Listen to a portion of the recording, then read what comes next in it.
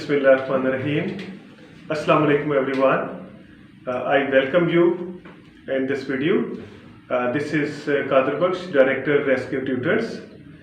और आज मैं बहुत ज़्यादा एक इम्पोर्टेंट टॉक लेके आया हूँ जिसमें हमारे साथ मौजूद हैं हमारे टीम मेंबर जिनका नाम अब्दुल बारी है। अब्दुल बारी साहब अस्सलाम वालेकुम। वालेकुम अस्सलाम सर। अब्दुल बारी साहब के हवाले से मैं बताना चाहूँगा कि he is MPhil Islamic studies scholar and he has qualified BEd from National University of Modern Languages and he had been my student over there. और इन्होंने हमें ज्वाइन किया इस सिस्टम को, डेमोन्स्ट्रेशन दी, उस पर फीडबैक दिया गया, इनको शॉर्टलिस्ट किया गया, फिर इनको जॉब अपॉर्चुनिटी पर रेफ़र किया गया। तो मैं चाहूँगा कि इन्हीं की ज़बानी में इनका एक्सपीरियंस जो है वो डेमोन्स्ट्रेशन एंड फीडबैक सेशन का और जॉब के हवाले से अपने ऑडियंस को बताना चाहूँगा। Would you like to share your experience please? First of all मेरा नाम अब्दुल बारी है और मैंने इस्लामिक स्टडीज़ के अंदर मास्टर किए है और अब मैं एमफिल इस्लामिक स्टडीज़ के अंदर कर रहा हूँ, इन प्रोग्रेस है सर। राइट। यहाँ पर जो मेरा एक एक्सपीरियंस है यहाँ पर आने का, वैसे मैं टीचिंग भी कर चुका हूँ, 4 साल का मेरा अल्हम्दुलिल्लाह तजर्बा भी है। राइट। लेकिन यहाँ पर जो एक चीज़ यानी डेमोन्स्ट्रेशन के मौके के ऊपर मुझे मिली हो, मैं आपसे ज़रूर शेयर करना चाहूँगा। एक तो कॉन्फिडेंस मेरे अंदर मतलब बिल्डअप हुआ। मेरे सामने जो स्कॉलर बैठे हुए थे वो एमफिल के थे और वो माशाल्लाह से एजुकेटेड थे, सारे के सारे मास्टर्स से, एमफिल स्कॉलर से। उनके अंदर जब मैंने आकर बात की तो मेरा कॉन्फिडेंस लेवल जो था वो बहुत इंक्रीज़ हुआ। यानी आप ये भी कह सकते हैं कि अगर मैं अपने 4 साल के एक्सपीरियंस को, तजर्बे को अगर एक साइड पर रख दूँ और जो डेमोन्स्ट्रेशन सेशन था उसको अगर मैं एक साइड पर रख दूँ तो ये दोनों चीज़ें बराबर हो जाएंगी। Thank you. उसके बाद जो मुझे फीडबैक मिला वो ये था कि जब मैंने अपना यानी प्रेजेंटेशन जब मैंने दी तो उसके अंदर देखा मुझे तो बोर्ड का यूज़ ही नहीं करना आता था। मुझे तो यानी जो क्वेश्चन किए जाते हैं स्टूडेंट्स की तरफ से उनका मुझे जवाब ही नहीं देना आता था। मैं तो एक टीचिंग को यानी कि जो एक क्लासिकल वे था उसके अंदर अपनी टीचिंग को कर रहा था। यहाँ पर आकर मुझे पता चला कि टीचिंग क्या होती है, टीचिंग स्किल्स क्या होते हैं। टीचिंग तो एक हुनर है, हमें तो इस चीज़ का पता ही नहीं था। खैर यस, ओके, तो thank you very much for your remarks Abdul बारी साहब। अब मैं जानना चाहूँगा कि आपने चूँकि इस्लामिक स्टडीज़ में आपकी एक्सपर्टीज़ है, तो मैं चाहूँगा कि जैसे कि मैंने ऑलरेडी आपके साथ डिस्कस किया कि आज हम जो है वो लाजमी तौर पे एक ऐसा टॉपिक रखेंगे जिससे लोग जो है वो उनको बेनिफिट हासिल हो। तो आप क्या कहेंगे कि सोसाइटी में जो मायूसी की फिजा कायम है उस हवाले से आपका क्या पॉइंट ऑफ व्यू है? सर मायूसी नो डाउट कि हमारे यानी सोसाइटी के अंदर फैली हुई है और इसने घेरा हुआ है सोसाइटी को चारों तरफ से। मैं इसके ऊपर ये कहूँगा कि जो मायूसी है वो फैलती क्यों है? आखिर एक इंसान मायूस क्यों हो जाता है, उसकी वजह क्या होती है? 2 चीज़ें होती हैं। सबसे पहले जो एक चीज़ है वो ये है कि आप किसी न किसी ऑब्जेक्टिव के ऊपर काम कर रहे होते हैं लेकिन आप उसको अचीव नहीं कर पाते, आपके अंदर मायूसी फैल जाती है। दूसरी ये चीज़ होती है कि आपके पास कोई अपॉर्चुनिटी होती है, कोई ना कोई आप काम कर रहे होते हैं लेकिन अनफॉर्चुनेटली बदकिस्मती से उसको आप स्लिप कर देते हैं, तो इस वजह से मायूसी फैलती है। तो ये चीज़ें जो हैं इंसान की ज़िंदगी का हिस्सा है। अगर हम यही देख लें अपने रसूल पाक सल्लल्लाहु अलैहि वसल्लम की ज़िंदगी का, अगर सीरत पाक का मुताला करें, रसूल पाक सल्लल्लाहु अलैहि वसल्लम को लाइफ को हम अगर रेड करते हैं तो वहाँ से भी हमें पता चलता है कि आप सल्लल्लाहु अलैहि वसल्लम की लाइफ के अंदर भी बहुत सारी मुश्किलात हैं। आप सल्लल्लाहु अलैहि वसल्लम ने बजाते खुद बहुत सारे मुश्किलात का, बहुत सारे मसाइल का सामना किया और फिर हमें बताया भी, उनका हल भी, और अपने यानी अपने प्रैक्टिसेस के थ्रू हमें समझाया कि आपने इनसे कैसे छुटकारा हासिल करना है और इस चीज़ को आपने कैसे पोजेस करना है, कैसे पास करना है।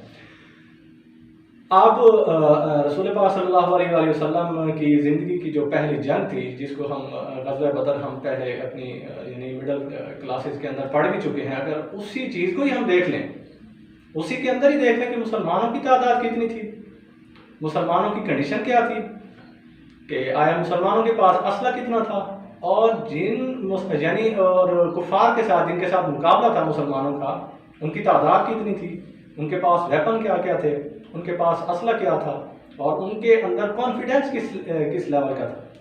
अगर इन दो चीज़ों की हम एक यानी कंपैरिजन अगर हम कर लेते हैं तो हमें बहुत सारी चीज़ें मिल सकती हैं। तो मुसलमानों ने इस चीज़ का डट कर मुकाबला किया उस जंग के अंदर, और मुसलमानों को अल्लाह ताला ने फतह नसीब की।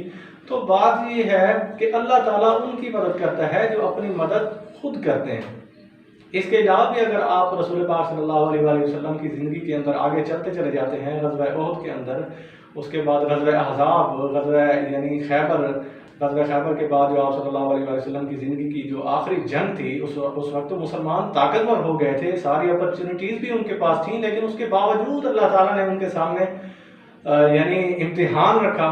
कहत साली का ज़माना पड़ गया ग़ज़वा तबूक के अंदर। कुरान मजीद के अंदर भी उस साल को तंगी का साल कहा गया है।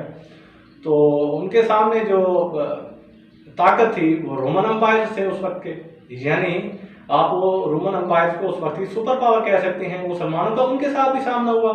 कहत साली का ज़माना था, मुसलमानों के पास खाने पीने के लिए कोई चीज़ नहीं थी, लेकिन उन्होंने डटकर मुकाबला किया, और नतीजा ये उस जंग का निकला कि वो जो जंग थी वो बगैर लड़ाई के ख़त्म हो गई। यानी जो रोमन अम्पायर से उस वक्त के सुपर पावर थी, मुसलमानों का कॉन्फिडेंस देखकर ही भाग गई थी, लड़ाई नहीं हुई थी।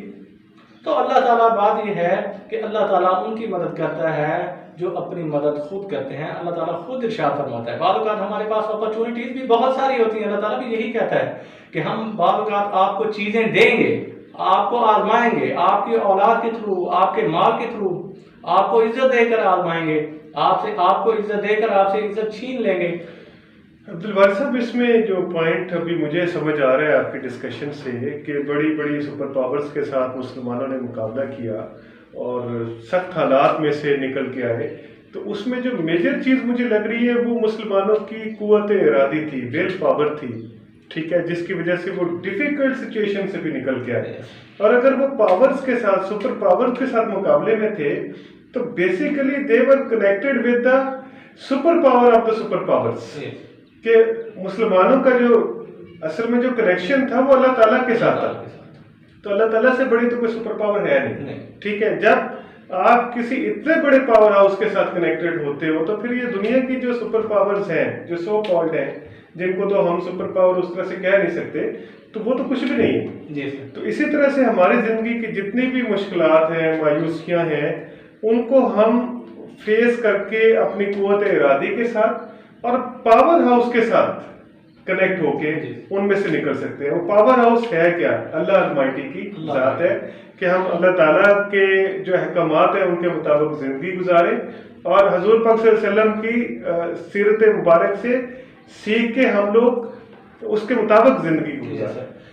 सर, मैंने ज़िंदगी के अंदर ये देखा है कि अल्लाह ताला अपॉर्चुनिटीज़ देता है। अल्लाह ताला कहता है कि भाई इदा अनअमना अलल इंसानी अरद व नअ बिजानिबि, कि हम इनाम देते हैं लेकिन इंसान ही है जो बेकदरी करता है।